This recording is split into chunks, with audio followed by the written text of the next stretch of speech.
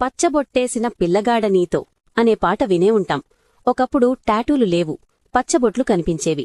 టాటూలు వేసుకోవడం యువతకు ఫ్యాషన్. కాని ఈ టాటూలు వచ్చి మా పొట్ట కొట్టాయి అంటున్నారు పచ్చబొట్టేసి జీవనం గడిపిన కుటుంబాలు.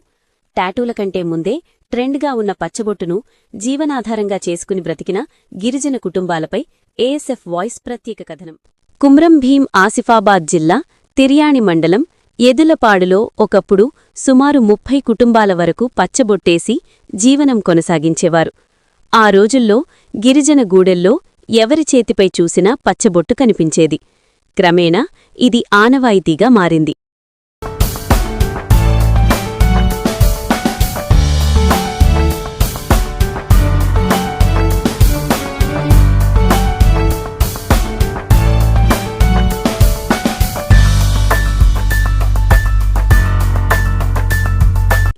కాలక్రమేణా టాటూలు రావడంతో యువత టాటూల వైపు మళ్లింది.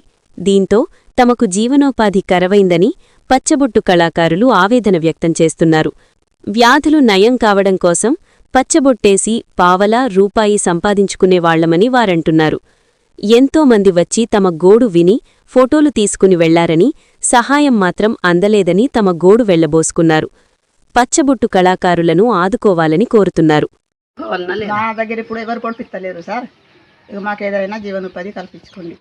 ఎవరు పొడిపిస్తలేరు ఇప్పుడు. అందరు టాటోలు ఇదైతే మొదటి నుండే ఉన్నది అనుకుని అంటారు. దీంట్లోనైతే ఏం లాభం, ఇప్పుడైతే లేదు, ఇప్పుడైతే ఏది లేదు.